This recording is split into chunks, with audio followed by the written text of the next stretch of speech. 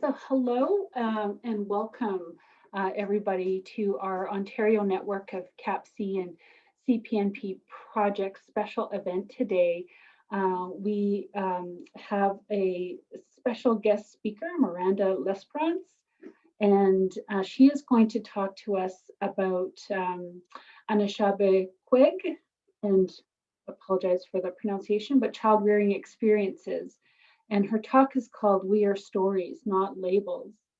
And I'm really excited and we'll hand things over to Miranda really quickly. But before I do that, I just wanted to give a welcome. My name is Sydney Bell, and I'm the program lead for the Ontario network of CAPC and CPNP projects.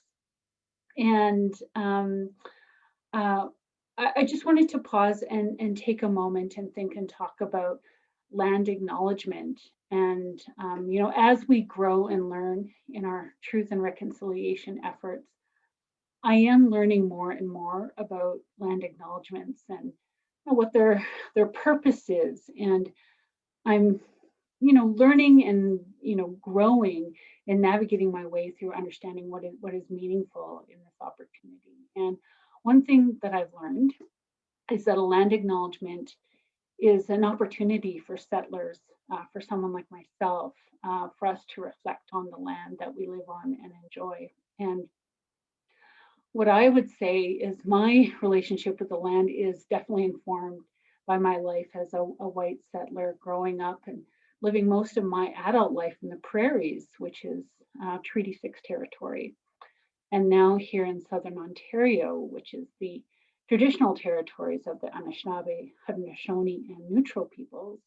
And I think it's important to remember that this land is part of what's called the Haldimand Tract Treaty of 1874. And that was an agreement that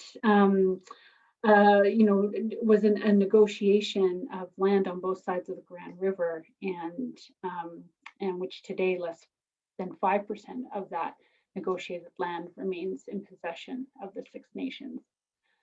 But for me, in reflecting on my personal understanding, I've been taught to understand the lens of kind of three realms of land, sea, and sky, which was an understanding that my ancestors before colonization of Turtle Island, before they became colonizers, and so thinking about the realm of land, our Mother Earth, which sustains us, I think it's lovely to take a moment to pause and reflect in that.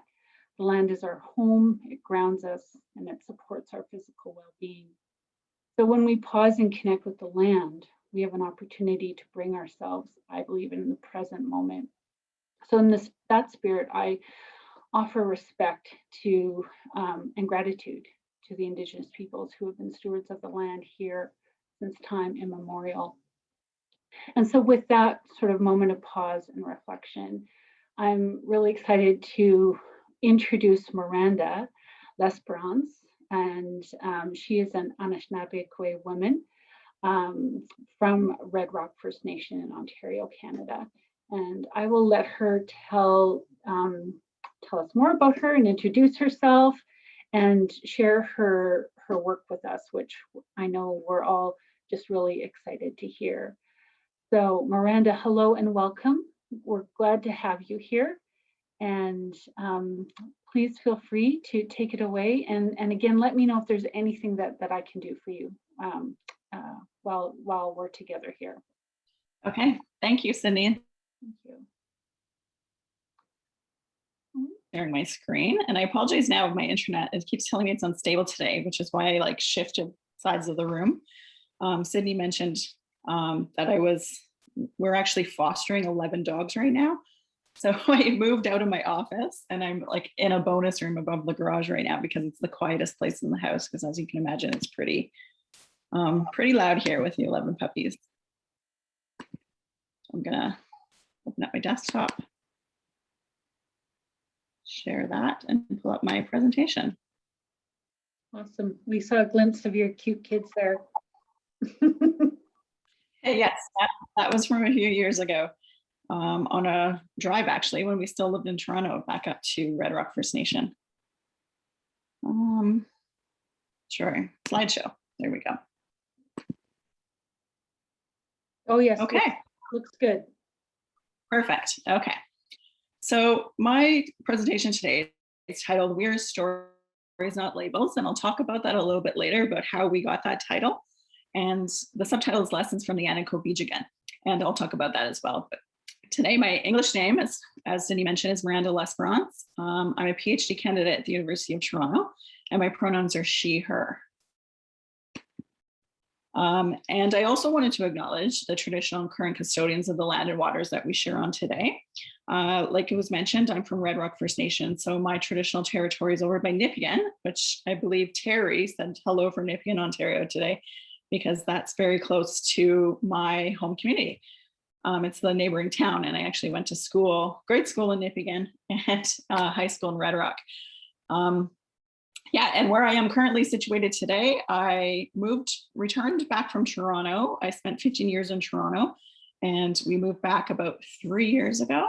And I am just outside of Thunder Bay, so this is the traditional territory of Fort William First Nation. And if you're ever interested in to know what land you're situated on, I like to use a website called whosland.ca, and that'll tell you where you're currently sitting. And I wanted to say miigwech, which means thank you to Sydney for arranging this, and all of you at the network, and the Public Health Agency of Canada, which when I was in Toronto, just a little context, I worked for the Public Health Agency of Canada. I was a program consultant like Blanca, and I worked with the Aboriginal Head Start in Urban and Northern Communities program. Yeah, I was there for, I think it's close to 13 years, I think.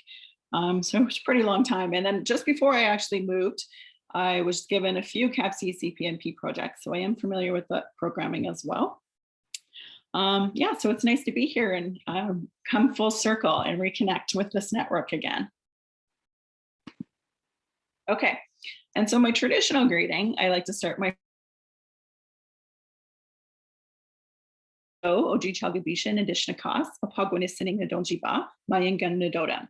So what I said is that I'm saying hello, and I gave you my spirit name, which translates something related to, it's not a direct translation because I don't share that often, but it relates to reflections in the water, which is why I chose this picture here of Nanabiju, or the sleeping giant over here on the right, where the clouds are reflecting in the water there.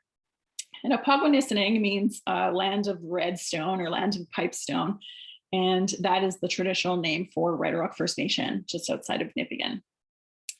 I could have also said Nibing Nadondi and Arninda, sorry, and that means that I'm currently in Nibing, Ontario. And Nibing is actually an Anishinaabe word too for summer. And Mayingan Nadodam means I belong to the Wolf Clan. Okay. And now that I've done that little bit of an introduction, I have a little poll, I think, that Cindy can pull up for me. And it's just I'm just curious about demographics, about who identifies as Indigenous. And feel free not to answer. There's an option to say, prefer not to answer as well.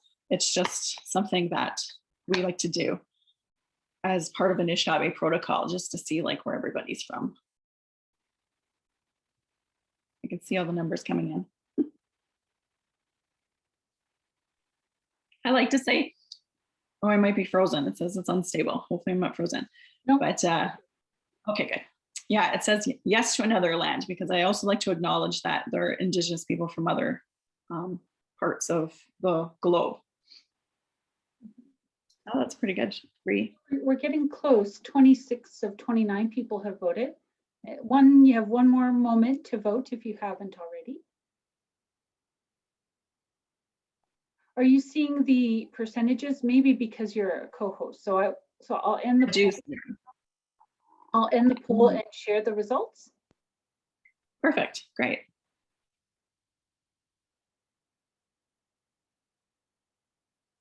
Okay. Majority, yeah. That's usually how most of my presentations go, is that the majority of people are non-Indigenous. So welcome, and thank you for being here to listen and learn today. So, okay. Is there another poll? I saw another poll pop up, Sydney. There was one about what zone you were in. Do you need to run that? We don't have to. We could Okay. if there's interest, but we don't need to. Okay, I'll move on. Thank you for sharing that with me today. Okay, and a little bit of an outline. So just to show you where I'm going, I like to, as part of Anishinaabe protocol again, is to situate myself within the concepts, my connection to land matriarchy in the 7 generations. And there's a little bit of why I started doing this research. And yeah, and then I'm going to talk about those lessons that I learned from the Anishinaabekwe. So the Anishinaabekwe, that word translates to ancestors. So I have a council, essentially, and I'll get more into detail about this later, but essentially they're a council that are help guiding me do this research for my PhD. And the actual research hasn't started yet. I just got REB approval last week, and I have a face-to-face approval as of this week. So I'm going to be starting recruitment within Red Rock First Nation again, within about a week or so. So that'll all start. So then I'll be able to assemble this Anishinaabekwe again, because right now there's only 1 or 2 women that I've been consulting with, and I can formally assemble this council after this. But so far, what we've talked about includes topics like the land and language and reclamation of culture, ceremonies, storytelling, and the perceptions of the theory that I have to use for this research. Yeah, so I'll go with that. And with a lot of my presentations, I like to give a little bit of a disclaimer, because I want to say that the knowledge that I'm talking to you today about is about my teachings that I've received from my grandparents, from the Anishinaabekwe Council, and it doesn't represent Anishinaabe people as a whole, nor Indigenous people as a whole, because we're not a monolith for sure. And it's also representative of the knowledge that I'm permitted to share, because sometimes they share stories with me that I'm not permitted to share with others, or I may not have enough knowledge to be able to share that with others at this point. So, and that may change in the future, but yeah, this is what I'm able to talk about today. Okay. So this part I put in because I want to say why it's important to situate myself on the land. It's part of the protocol that we follow as Anishinaabe peoples. So as Cindy mentioned, like she talked about Turtle Island, and with Turtle Island, that's what we refer to as this landmass known as like North America, essentially. So I start off really broad, start off with Turtle Island, and I break it down to actually where I'm from on the land for more particularly. So this painting here was done, my cousin of mine, Janelle Wawe, has shared her art with me to be able to use in my presentations. So this is her art, and this one's entitled Turtle Island. And then a little bit about about this. I pulled up this little map here. And I believe this one is from Muskrat Magazine. And this shows the Anishinaabe migration story. So there are stories that exist about how we migrated from the east, and we were told to stop where we found water growing, or food growing on the water. And essentially that's akin to manoomin, which is wild rice that grows on the water. So you'll see, like on this map, Lake Nipigon, that's actually where I'm from, and we're all narrowed down to. And I'm actually closer over here to the border between Ontario and Minnesota. So that's where I am sitting today, present day, closer to the border than I am actually to Thunder Bay. Okay, and this map, it looks a little bit different because it's from the Decolonial Atlas, and that's another website that you could visit.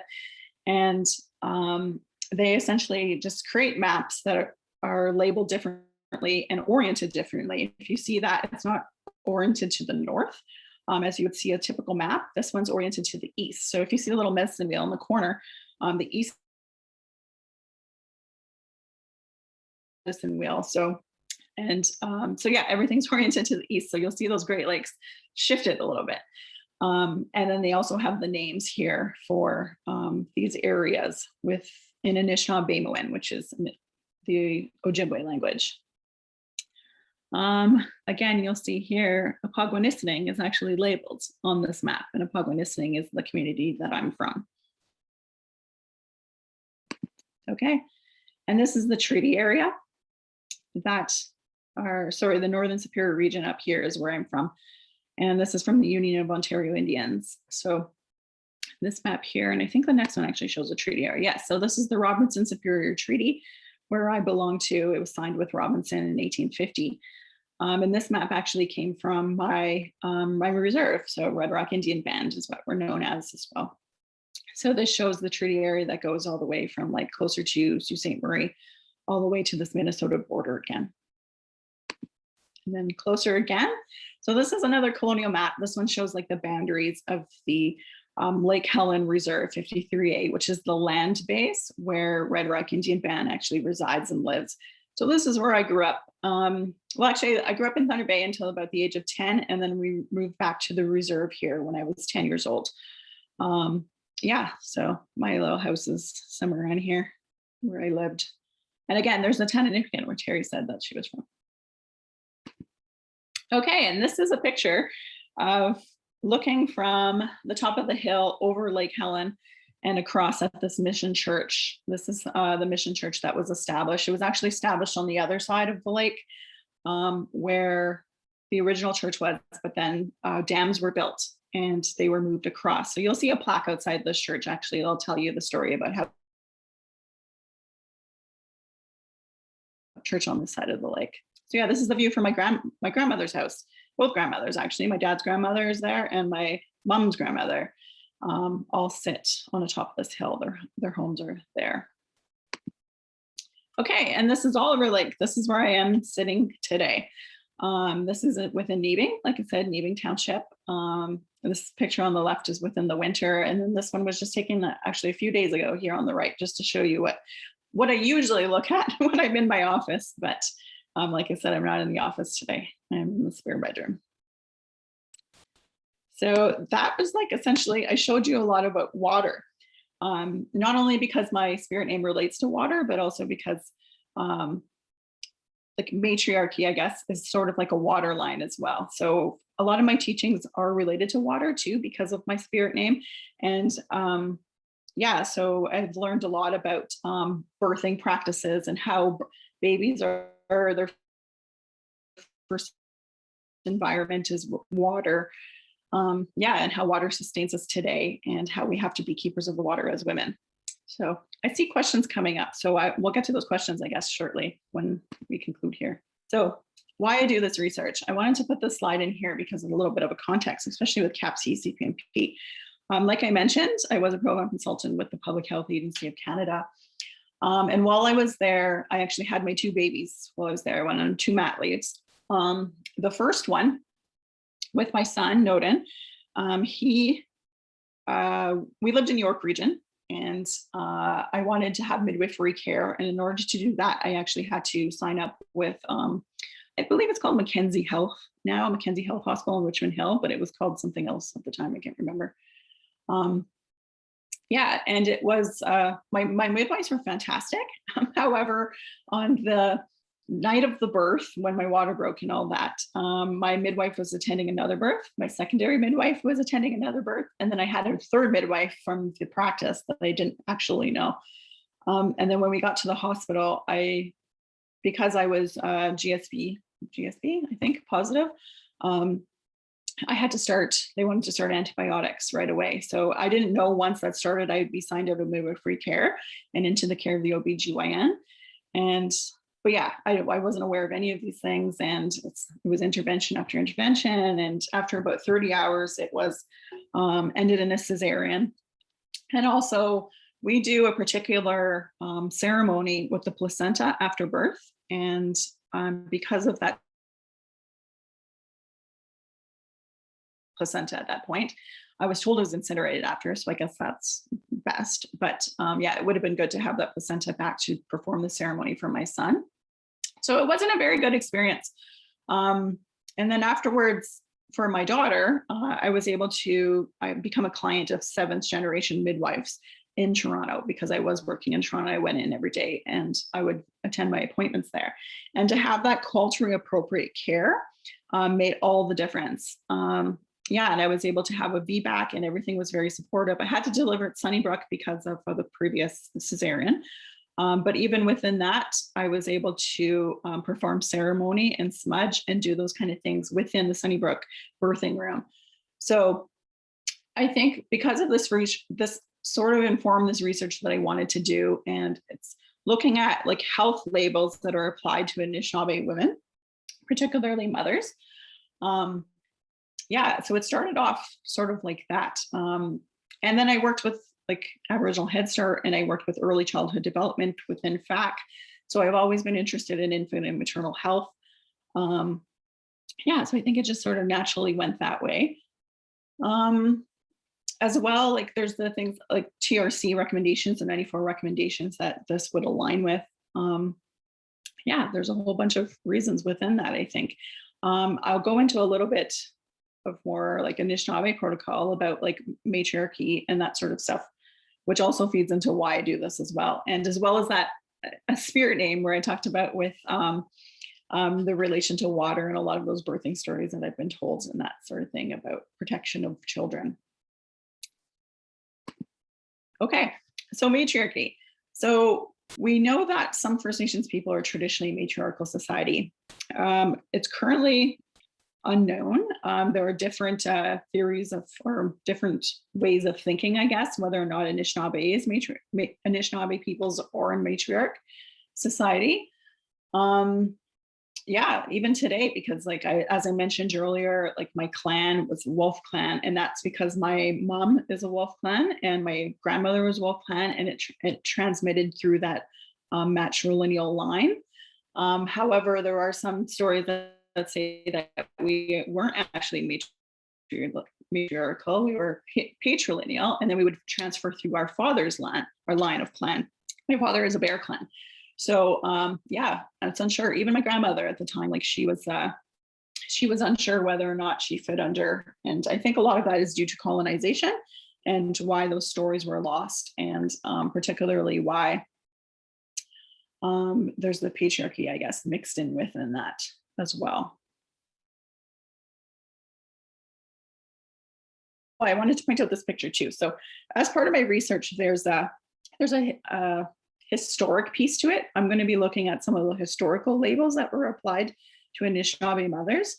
So I've been doing some archival work. I was fortunate to attend, I believe it's called the Manitoulin Island Summer Historical Institute a few summers ago prior to COVID. And they were able to teach me some archival searcher work. So that's been helpful.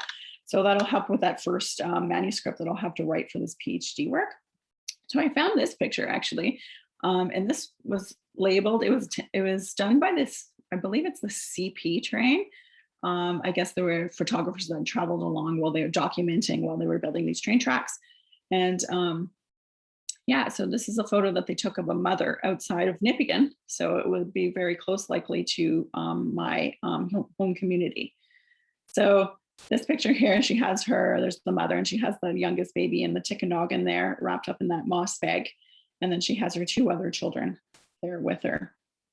So yeah, that's something kind of cool that I came across that we'll probably incorporate into this research later on too. Okay, so as I talked about Anishinaabekwe, Anishinaabekwe translates to ancestor, but it also translates to great-grandparent, and also translates to great-grandchild. So there are different meanings to this word, and it's the word that I was given to refer to my council because it's made up of some grandmothers and some aunties. So that'll help guide me to make sure that it like stays within Anishinaabe protocol. And so these are my Anishinaabekwe, these are my great-grandparents. So the woman on the left you see here is my great-grandmother's mother. So she has glasses on because she went blind. And then this woman on the right was Granny Cuckoo because she sang a song in Anishinaabemowin that sounded like cuckoo in it. So they had very descriptive names from their grandchildren. So yes, on the left here is my matrilineal line, and then again it's from my great-grandfather's mother. So again, Anishinaabekwe, because these are these women prior, I should say, they were my great-grandparents. And these women here are my great-grandmothers. So the woman on my left is my mom's grandmother. Her name was Marie Wawe. And the woman on the right here in the tan or a camel coat. I guess you can't really tell the color, but it's a lighter coat in the picture done here by Everett. And that is my dad's grandmother and my dad's grandfather. Actually, you can't really tell, they're standing so far apart. We joke about that, they're standing two, but they're actually married, those two. Okay, and these are my Nokwasuk. So Nokomis means grandmother and Nokwasuk is plural. So the woman on the left is my mom's mom, and that is, we can refer to her as my granny. Yeah, her name is Dolores Morso, and she actually raised me, essentially. So when we moved back to the reserve when I was 10 years old, we lived with her. So she was like a second mother to me. Yeah. And this on the other side is my dad's mom, my mama, we call her, and or Big Mama sometimes. And yeah, she's my dad's mom. Her name is Shirley Lesperance. So, and then we have my mom. So this is my mom here on the left. Ni Mama is what we call her. Anishinaabemowin. My dad would be Ni Baba. And yeah, my two parents here, we took this picture a few summers ago as well. So I'm like, what I'm trying to illustrate with this is that as I talked about that water line, I'm also talking about the water line within the women in my family too, in the matriarchy. Okay, and then I want to talk about Nijwaswe, Nindango, Bijigan. So you can actually see that's referring to generations or ancestors. So this is the 7-generation principle. You may have heard about it because it's actually been popularized by the Haudenosaunee and the Six Nations Confederacy. But we also have this principle within Anishinaabemowin's protocol too. So essentially what it means is that 7 generations. So if you're making a decision, you want to consider 7 generations in the future about how this decision will impact these generations. So if you look back, like these women right here, when they were making decisions, they were actually thinking about my children right here. So here we have Ningosis, which means my son, and his name is Nodin, which translates to like the wind or windy. And this was him on the left. We actually did a commercial for Lalechi Lake. And yeah, this was us like a little press shoot, I think, or something like that. And this is what he looks like today over here on the right, standing in front of the lake. And this is my daughter, Nindonis, my daughter, Waseya. Waseya means like shining or bright sun. And there she is. She asked why she didn't have a baby picture in this presentation. So that's why I put in a baby picture of her too. And then, yeah, that's what she looks like again on the right. So yeah, like I mentioned, I throw these in there to illustrate that my great grandparents were using their decisions to influence these 7 generations in the future. Okay, so my grandmother auntie council. So like I said, it's going to be formally established shortly. But right now, like I have 2 aunties that I've been talking to about this. That's sort of been helping me at this point. And then I also have my Oshkabewis. So Oshkabewis is a term that it's generally somebody who sits to the left of you in a circle and they're your helper. It means your helper, like generally in ceremony too. But if you look at books, like especially books written by like, I can't even think about his name right now, but there's a book called Research and Ceremony. So that's why I started calling, jokingly at first, calling my supervisor, my PhD supervisor, Dr. Janet Smiley, and my Oshkabewis, because she usually sits there and she guides all of this. She helps me through academia, particularly at U of T, which is a very colonial institution. And she goes through a lot of fights for me, and it's very much appreciated because she helps out with that. And again, this is a painting done by Janelle Wawe, and I ended up choosing the buffalo because actually Janet is Métis from Saskatchewan. So that was applicable to her. Okay, and like I said, my members include, I'm hoping to recruit a few more grandmothers and aunties, but we'll see what will happen now that my recruitment is able to be opened and has been approved. So like I said, I have my one auntie who she is actually a sister to my grandmother, like my granny, who I said also raised me. My granny passed away in 2008. So unfortunately, she's not around to help guide me with this, but my one aunt is sort of sitting in as proxy to help guide that as like my grandmother's role in that. This is like applicable to having any co-Bijigans. Okay, so I assembled like my aunties, right? And we talked to them about theoretical theory stuff, right? And theory stuff is very like technical, and sometimes it's really hard to grasp when you're not within academia. And also like it's very specific to like a social theory, I guess, or my PhD is in social and behavioral public health or health science. So it's looking at like why people make certain health decisions. And so it's very technical. So I had to explain this to some of my aunties, right? And the theory, because U of T in the program itself that I'm in is very, like I said, a little like colonial institution. I am using Indigenous theory and using Anishinaabe theory that I'll talk about a little bit later on. However, I would get a lot of questions. I would have to defend a lot about whether or not these theories were critical enough to be examined at this PhD level, right? So I was able to, they provided me with a list of theories that I could choose from to sort of, I guess it's a Euro-Canadian, a Euro-colonial theory that I was essentially given that I have to like sort of work in within this stuff. So in interest of getting this done, yeah, we incorporated it into my Anishinaabe protocol work. So labeling theory is a theory that was established by an elderly white guy from out in the prairies, and his name is Irving Goffman. And he essentially, it's a label that he described a phenomenon where a label is given to somebody from the dominant society. So essentially a labeling from like the Euro-Canadian society would be applied to Indigenous mothers. And this label would essentially label them as deviant from the norm, essentially. So when you're labeled as this, the person can take on stigma and shame, right? You feel shame for not like, in particular, like if you look at the history of the residential school experience, like a lot of the mothers were labeled as not being great mothers. And looking at this archival work, there's like some of the stuff that I've been looking at from the Jesuit records. A lot of them describe the parents as loving their children too much. And if you spare the rod, you spoil the child, that kind of mentality. So that was labeled as being deviant from how Euro-Canadian settlers, I guess, raised their children, right? So then because of that, a lot of stigma and shame became of that. So, and according to this theory, this stigma and shame will either lead to taking this label on as a self-concept, or you could actively resist against it.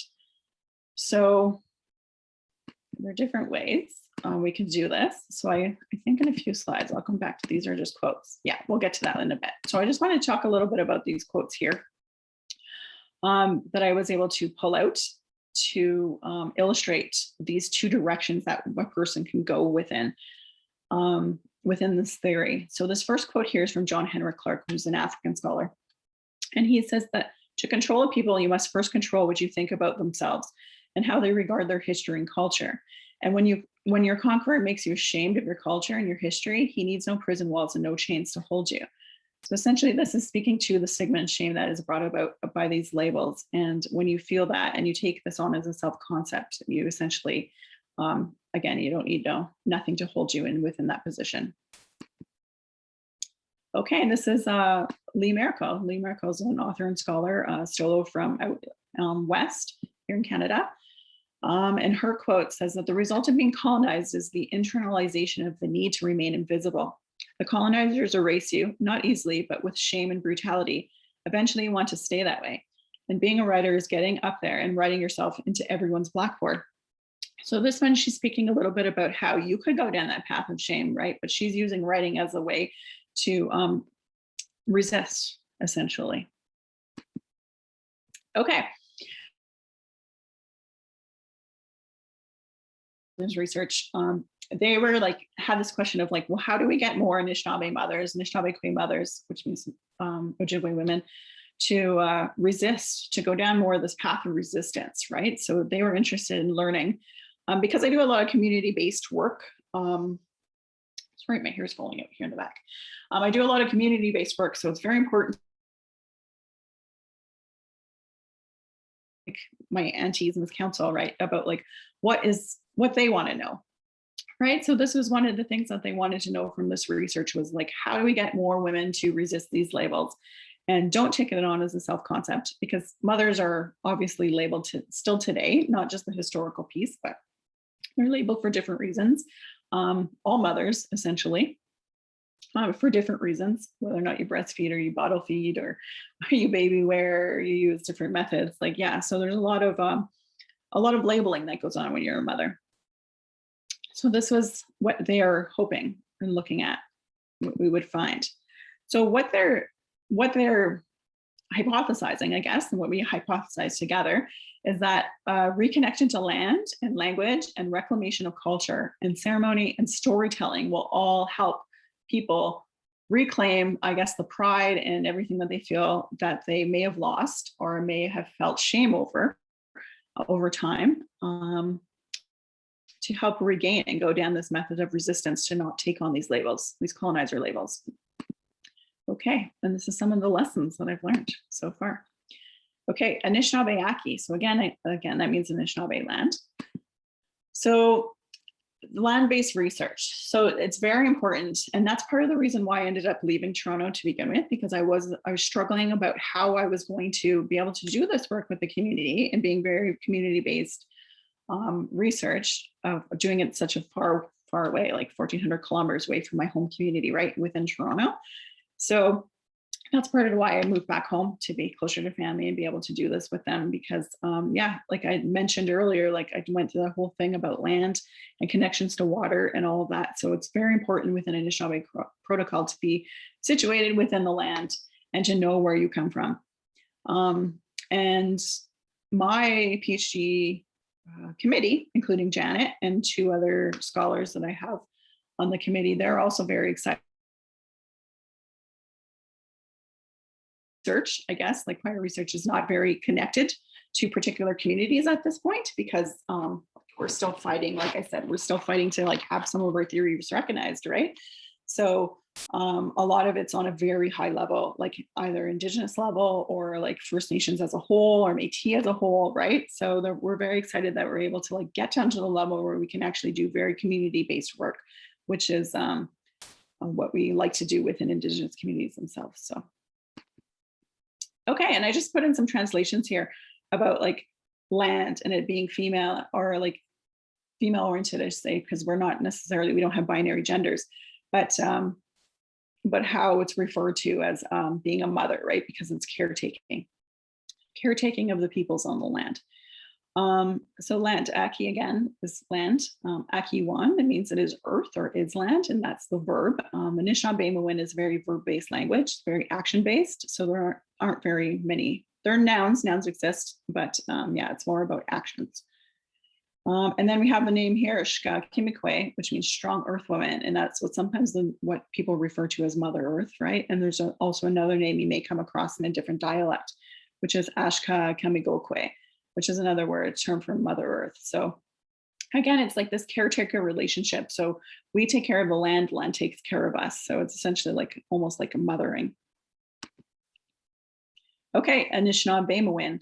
So again, this is Anishinaabe language. So Anishinaabe language, Anishinaabe is sort of like an umbrella term, like Indigenous, and there's a different nations within Anishinaabe. I'm Ojibwe, but like we all essentially have a root language that is related to each other under Anishinaabe.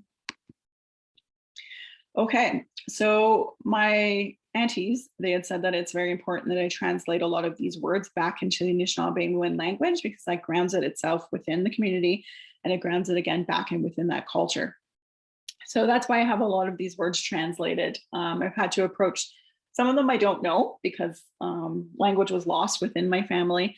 My dad's family was able to retain the language because his dad went to residential school, but his mom did not. So she was able to, they actually spoke it together and they didn't teach my dad. And they would speak it when I was in the room when I was a kid, and they would just speak it so that I wouldn't know what they were talking about. But yeah, beyond that, like I'm currently back in my undergrad is when I first started learning from some local teachers. And I'm in a course or a class right now with in my home community over Zoom to regain this language. So a lot of times I actually have to approach people with tobacco and protocol to get some of these words translated too. actually one of those words. So Ajeshka, I guess it breaks down into, there's two different things it breaks into, like root words, and one is like reclamation of things we've always done. So that's that word. And bamonje. So this was another word that was given to me too. So bamonje means like essentially like mothering. Abinoji means child or baby, right? So bamonje is that term where you're taking care of a baby or taking care of a child. So this was what we talked about a lot with the Anishinaabekwe Council, was that the importance of these Anishinaabe mothering practices that need to be reclaimed in order to not feel ashamed of being labeled as a bad mother according to Euro-Canadian standards or whatever their labels are. But so a lot of these things would include things like Anishinaabe names, like spirit names, how I introduced myself at the beginning. That name was given to me from my grandmother, or my dad's grandmother, I should say. You can go back to one names, and it's actually been in the news recently where they were allowing people to apply to go back to their single names. So they don't have to have like a first name, middle name, last name. And then first and second names. So my two kids, like I mentioned, I gave them names in Anishinaabemowin as well, like Nodin and Waseya. So their names, they don't even actually have an English name. They do have English middle names, but yeah, their first names are in the language. So Anishinaabemowin care, like I said, Abinoji is baby or child. And there's teachings within that. There's like baby wearing, like that one picture from the railroad, her baby was in that Tikanogan. So she would wear it on her back, or she would place the baby down so the baby could see her as she was working, and she can see the baby. Sling swings, that's another thing that my grandmother would make, like essentially would just take a sheet and it would be like a little, put you in this little sling and you'd be able to rock them back and forth like a hammock. Anishinaabe songs and dance, and Anishinaabe regalia. So there's my two kids there at my community traditional gathering, we call it. Some people refer to it as a powwow, but we call it traditional gathering. And yeah, there's my son in his grass dancer regalia, and my daughter in her traditional women's traditional regalia. She's actually carrying a fan, that same fan that my grandmother and my granny was holding in that one photo in her regalia. Okay, MANIDOOKEWIN. So MANIDOOKEWIN means connecting to the Great Spirit. Manido is Great Spirit. So this is what you would do for ceremony. This one's very generalized because this is something that we don't generally share, and I don't have permissions to share. So this is essentially ceremony, and it's the importance of connecting to the Great Spirit. The simplest ceremony you could do is just offering asemaa, which is tobacco, and that's like laying it out on the land, putting it in the water, to be able to communicate with people, right? And you would also offer the and that sort of thing when you want knowledge from somebody and you want to be able to share those things. Then there's things like cleansing ceremonies, naming ceremonies, like I talked about, my great grandmother gave me my name, color ceremonies, and healing ceremonies. Okay, adodan. So adodan means storytelling. So this is where I'm getting into this little bit. So this is where I ended up getting this name. So one of the women that I've been speaking to about this, when we talked about, I was explaining this theory to them, right, about how somebody gets labeled and that sort of thing, and their response was, well, we're not really labeled. These labels don't belong to us, right? And essentially, these labels are given to us at a pinpoint in time. So it's not the whole story. So that what they said to me is like, we're actually stories. We're not labels. So we're not what they're given to us. They're not these labels that were given to us. We're a story over time, essentially. So I thought that was great because I'm going to be using story work within this research too. So I'm very thankful to be able to have that title gifted to me. So here we have, I talk a little bit, there's a quote here from Leanne Simpson. Leanne Simpson's a scholar, an Anishinaabe scholar, and she uses a lot of storytelling work within her work. And she's also an author too, so you can read some of her stuff. I usually bring the books with me, but I forgot them today because I'm not in my office. But the one in particular that there's actually been two of hers that I've been using in particular. One is on the turtle's back, and that one she talks about like stories and reclamation and resurgence and that sort of thing of culture. And then I've picked up the second one, and that one's like essentially she's telling she's using stories that she was gifted to talk about, I don't know, like social issues or talk about things that are happening in life, but just like essentially using like legends and that sort of thing to talk about them. So I picked up that book as a practice for what I will be doing within this research. And her quote here says, storytelling is an important process for revisioning, imagining, critiquing the social space around us, and ultimately challenging the colonial norms fraught in our daily lives. So if you take a look at her newest book, which is Nopaming, I think I didn't buy a copy, but I used an audio, I listened to the audio version of it. And that one is really challenges the colonial norms. So it's not actually like laid out in a typical novel sense. And she uses a lot of animals and a lot of spirit work to like talk about like some of these social issues within this book. So taking a look at. So yeah, this feeds into the methodology. So methodology is the like academic word, I guess, for how I'm going to be doing things. And like I said, I'll be using Leanne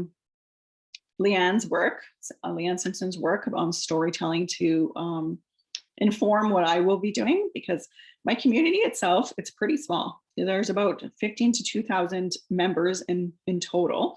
But the land base, the people who live in Lake Helen, there's maybe about 300 to 500 people there. So it's a pretty small community. So when I'm going into the community and asking them to share some of their experiences regarding being labeled, right, from the Euro-Canadian Society, we also want to maintain confidentiality and anonymity, right? So could be really hard in such a small community. So that's why I'm using storytelling. I'm essentially using Leanne's work where she essentially uses like animals and spirits and that sort of thing to replace people within the story. So it's a further level of protecting people's identity within this for the smaller community.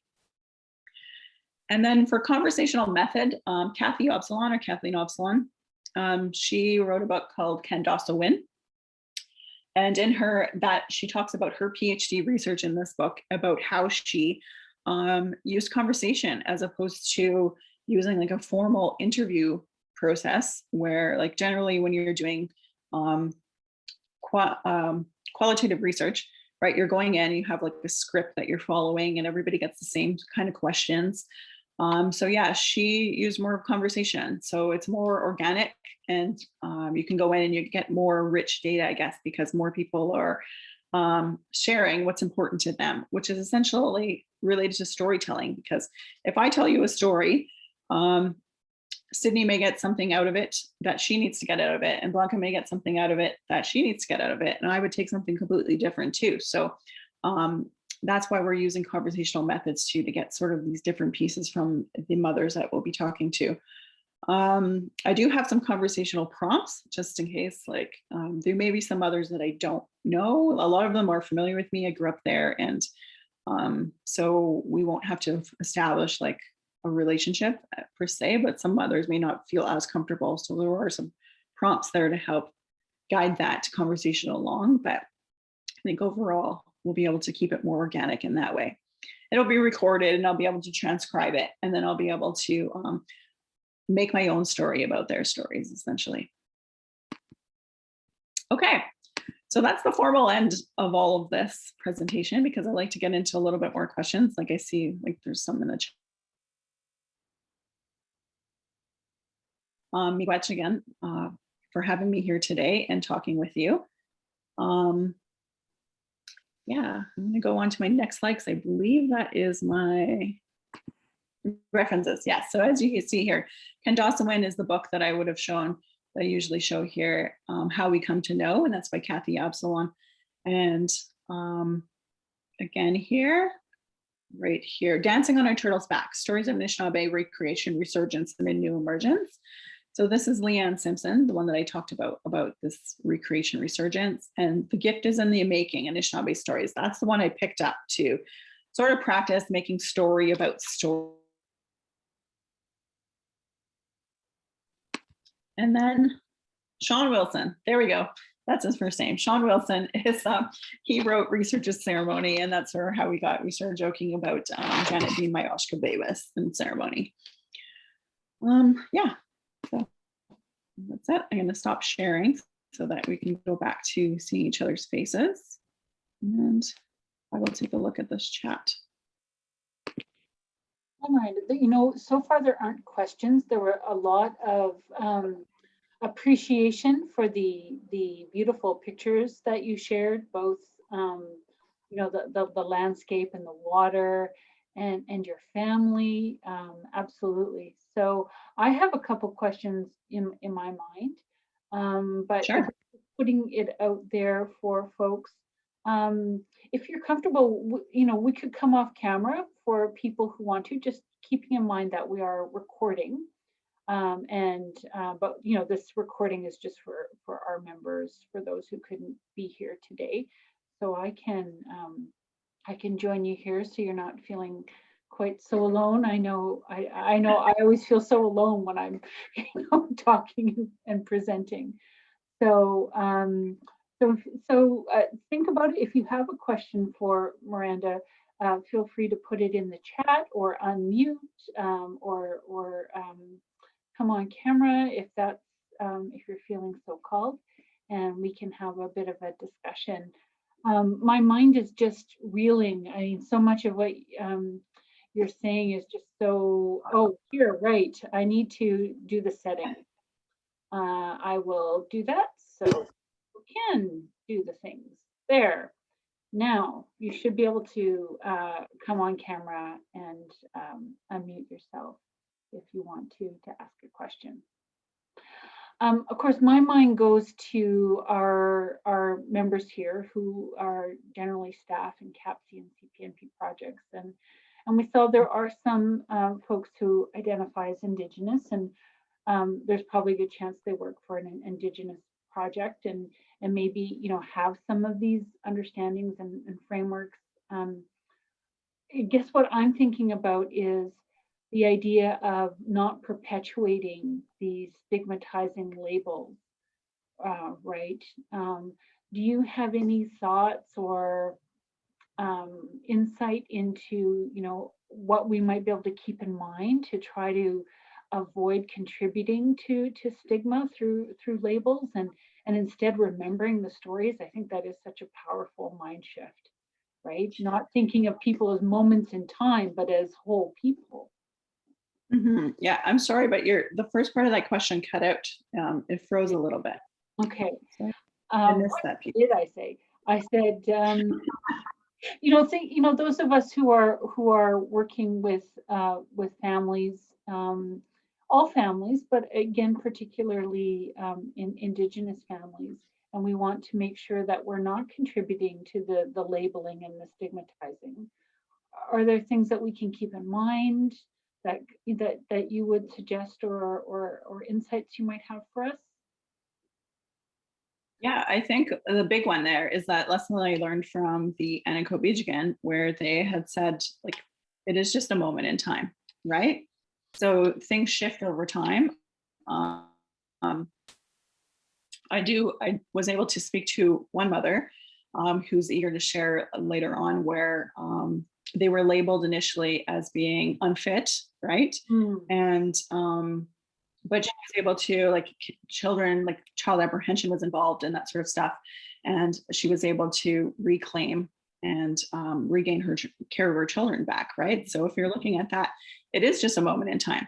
So where she was initially labeled as this, and so yeah, I think you're right that it was a big shift for me too, is looking at how these labels are placed at one time, right? So we have to look at the entire story of the person, and then the entire backstory too, because sometimes, like I said, colonization plays that factor in there where some things are lost. Parenting strategies,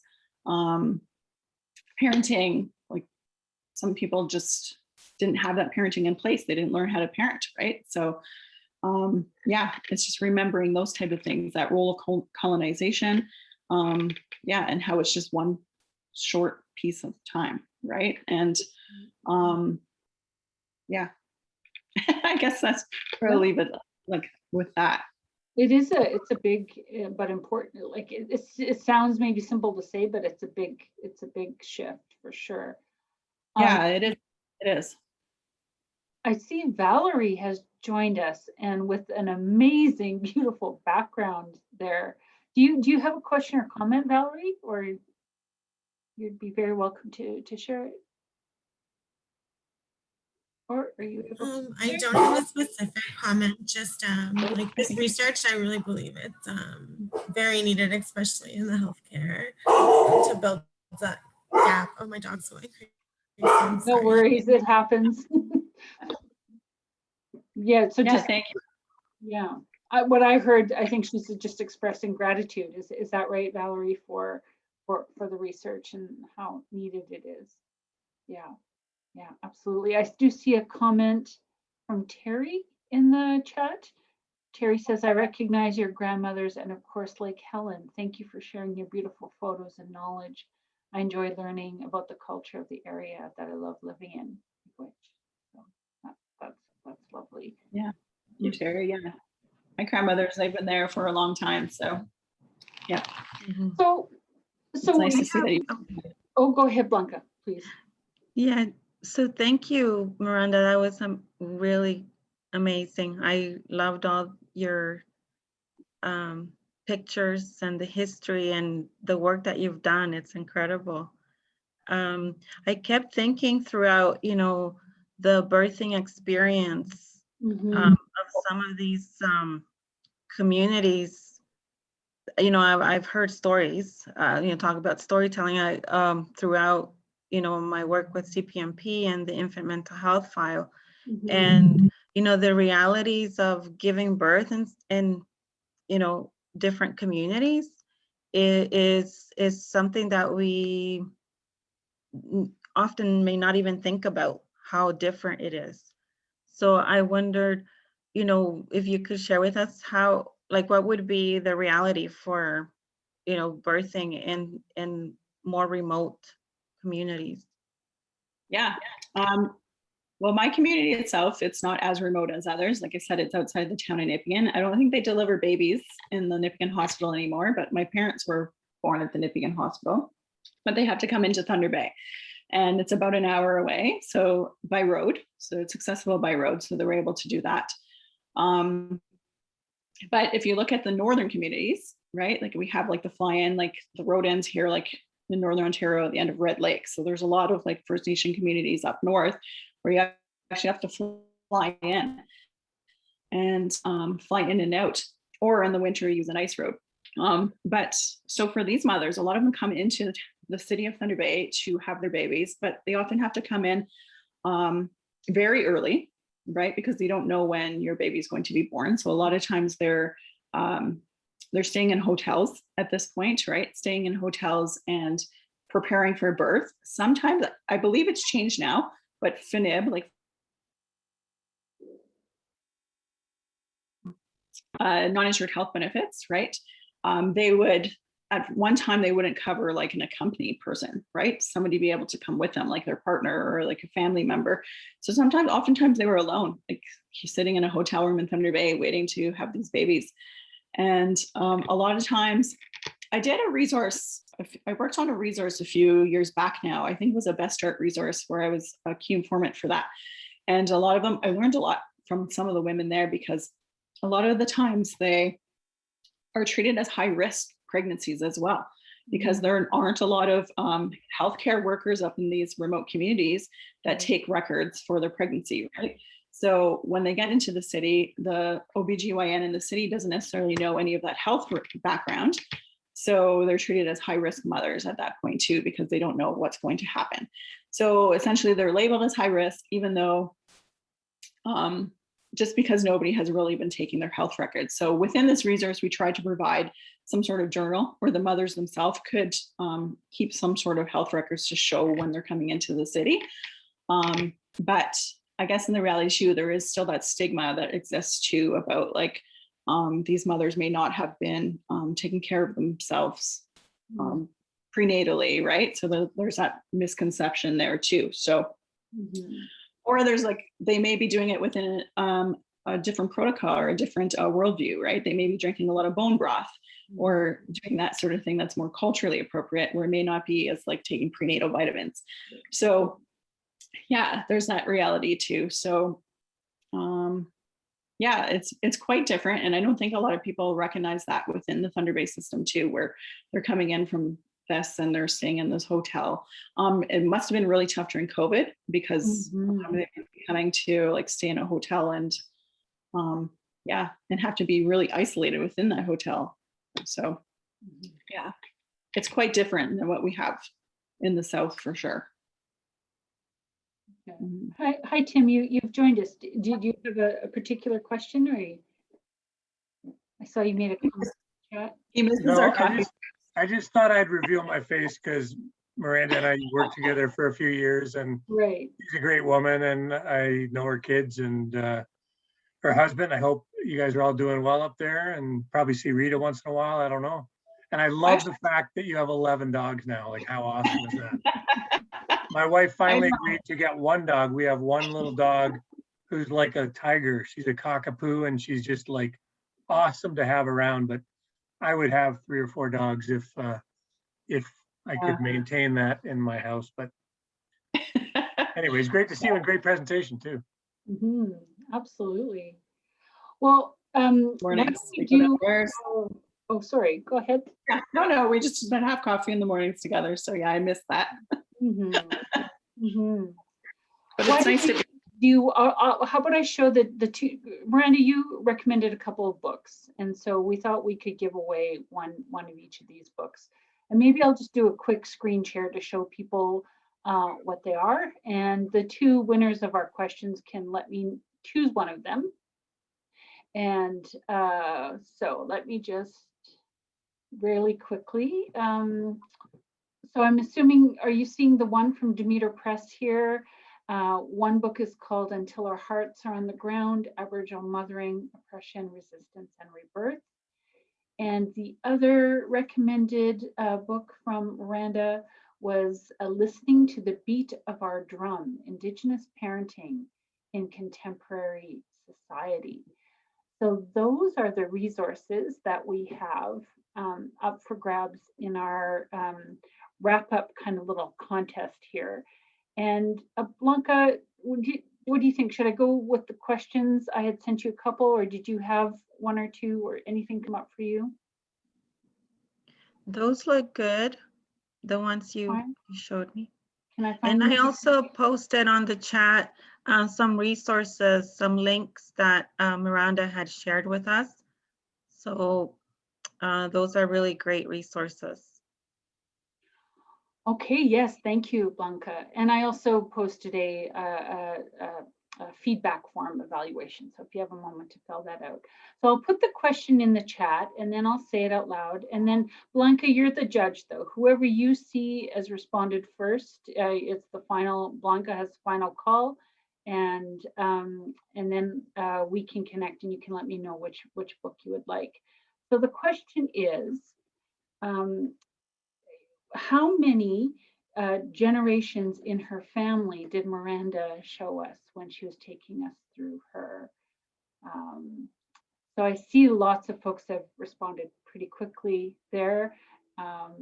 And so Blanca, you tell us who has won the first. So Trina, it was Trina, she was quick. Trina was really quick. Okay, awesome. Congratulations, Trina. Please follow up with me. Send me an email and we'll connect and we'll find out which book you want and get it to you. Can I ask a quick question before you do the second question? Yes.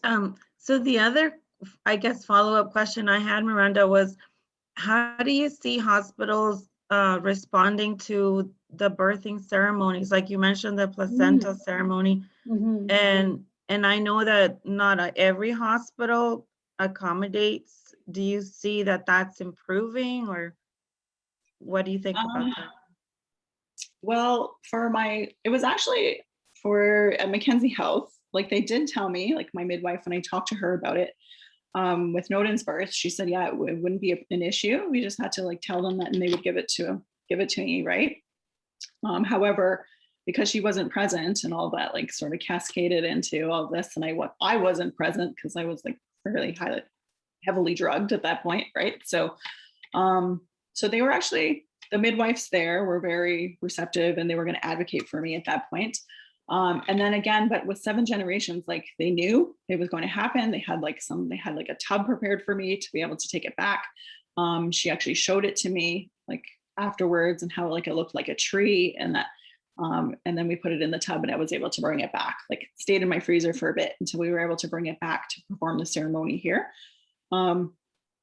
But yeah, so I don't know what it's like currently, but I think it's very location based. So I think if people are very familiar, like some Indigenous women do this thing, not all, like I said, we're not a monolith, but like some do perform this ceremony. So if they are familiar with it, like here in Thunder Bay, it does happen. Like I said, with the 7 generations midwives, they were able to accommodate that. So I think it's very whether or not how much they know about the culture and about the ceremony and whether or not it's something they can accommodate. Yeah. From Elizabeth.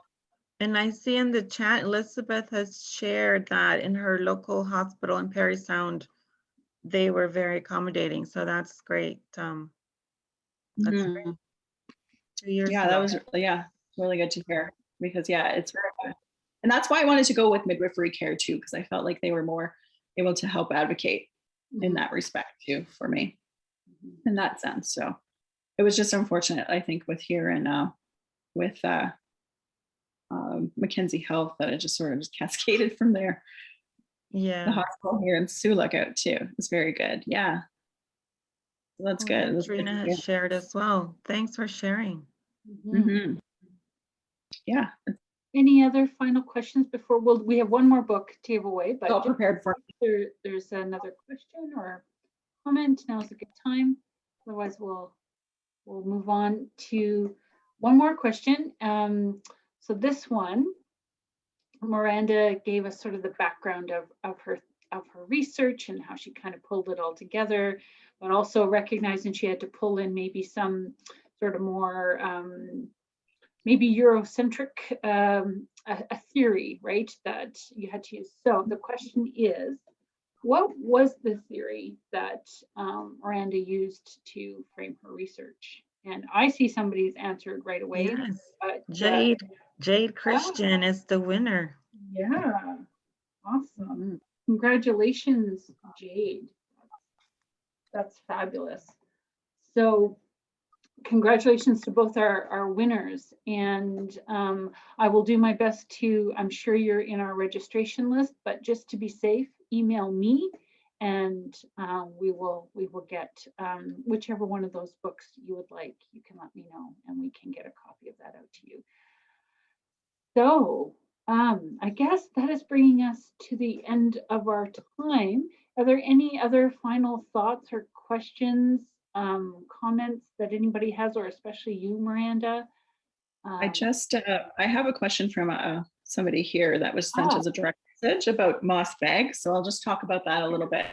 That was something I was actually looking into doing with my mothers, but prior to COVID, like we had a different research protocol and different REB application, right?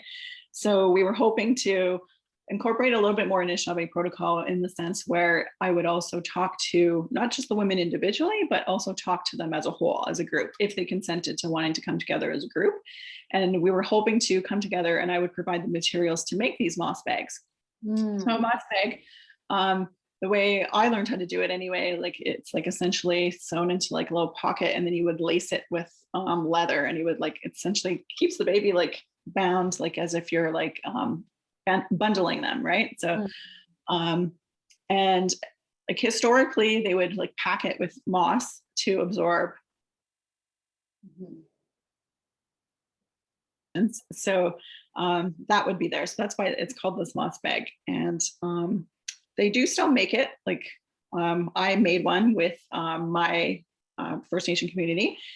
And so that's why I was hoping to provide this materials, be able to come together and do this as part of our group session and provide the materials for that, because I find sometimes it's a lot easier when you're doing community-based work to provide an activity to get people doing something at the same time as talking.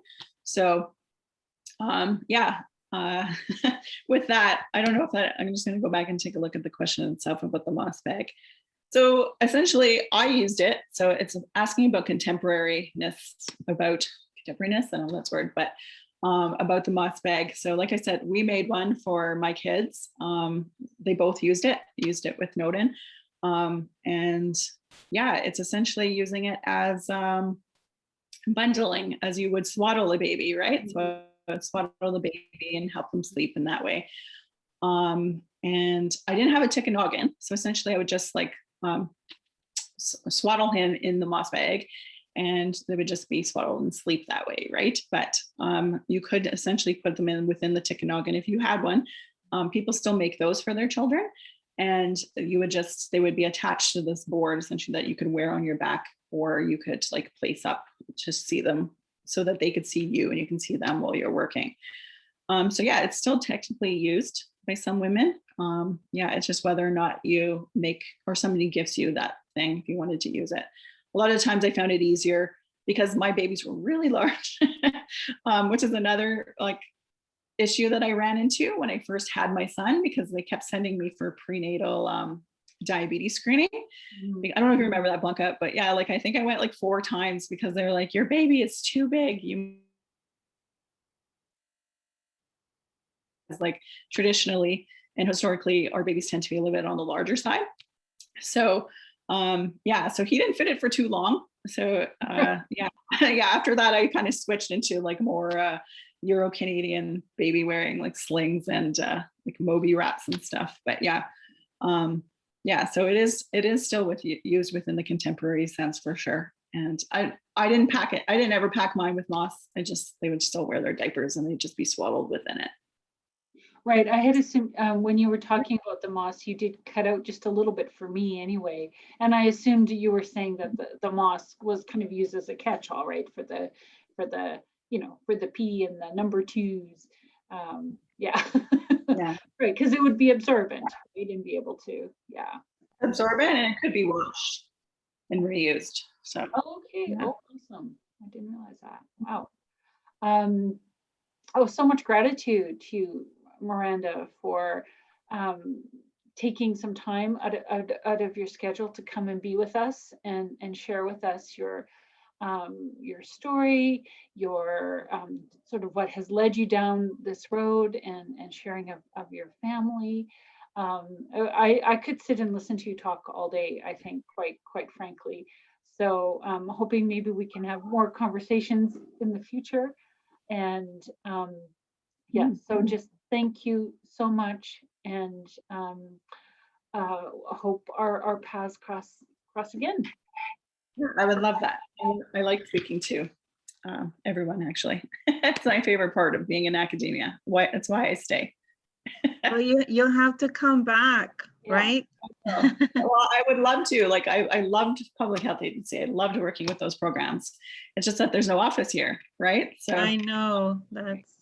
Yeah. But maybe we can have you back for another chat. Yeah, I would love that. About your ongoing work. When do you expect to be completed? Or data collection, like I said, could start next week, and I have one mother lined up at this point, and then I'm hoping to have that done by the end of August. So then it'll just be writing. I'm teaching 2 courses at Lakehead.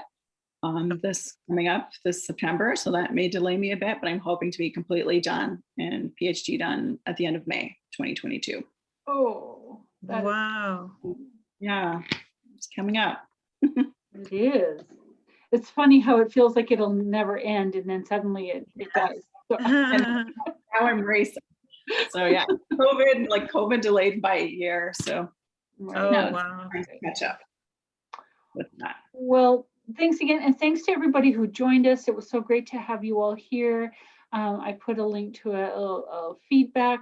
We'd love to hear your thoughts, and again, just again, thank you, Miranda, and wishing you all the best as you wrap up your inquiries, and we look forward to hearing your final thoughts and what you've learned. Great. Thank you so much for having me. Thank you. Thanks, Miranda. Good to see you. We'll keep in touch. Well, for sure. Thank you, everyone. Miigwech. Where everybody have a wonderful rest of the day and a great weekend. Bye-bye. Bye-bye.